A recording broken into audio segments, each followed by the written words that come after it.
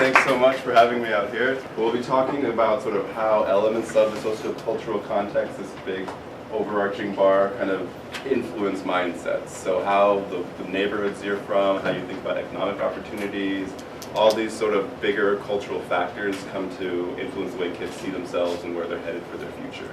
And overall, you see this pattern. We're having more income, having more savings and assets and net worth, which I'm particularly interested in, have a positive effect on achievement-related outcomes like motivation, higher grades, making it to college.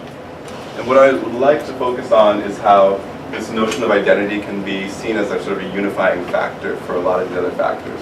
So all these things that contribute to the resources in your environment, the different person level factors that are going on in your context, whether it's a high or low SES context, both explicitly and sort of implicitly shape the way that young people see who they are and where they're headed later on in life. And people draw from that, whether or not you realize it, this image of what you see yourself as and where you think you're going is what you use to guide the behaviors that you choose. It's what you use to say, it actually makes sense for me to sit down and continue to work on this school task on a moment-to-moment basis. So it helps to take these bigger level contributors and take them down to how they influence the individual's actual behaviors. So one of the first sort of avenues of interest in looking at socioeconomic disparities in achievement was this really big issue of college costs.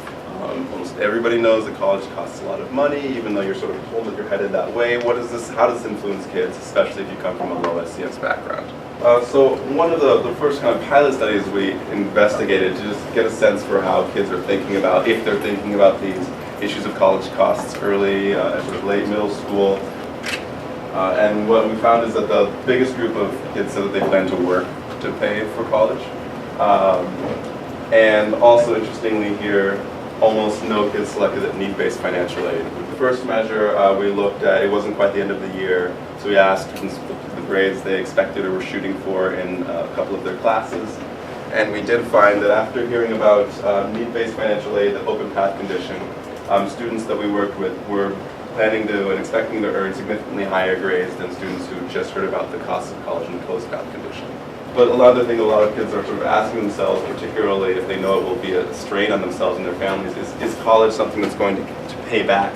As they're thinking about all sorts of different possible career pathways for themselves and developing images that are who they'll be in the future, are they thinking about things that are necessarily connected to education as going to be most successful for them, or things that aren't at all connected to education that might be a pathway that makes a lot of sense for them? And what does that do for their school motivation?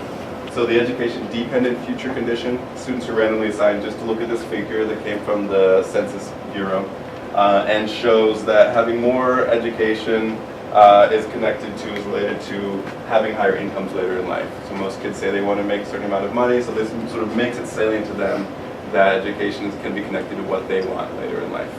But in general, I think what's most crucial is that teachers have a unique opportunity to sort of establish the climate on sort of how students are thinking about themselves and where they're headed. Thank you, management, for I'm coming around in. too.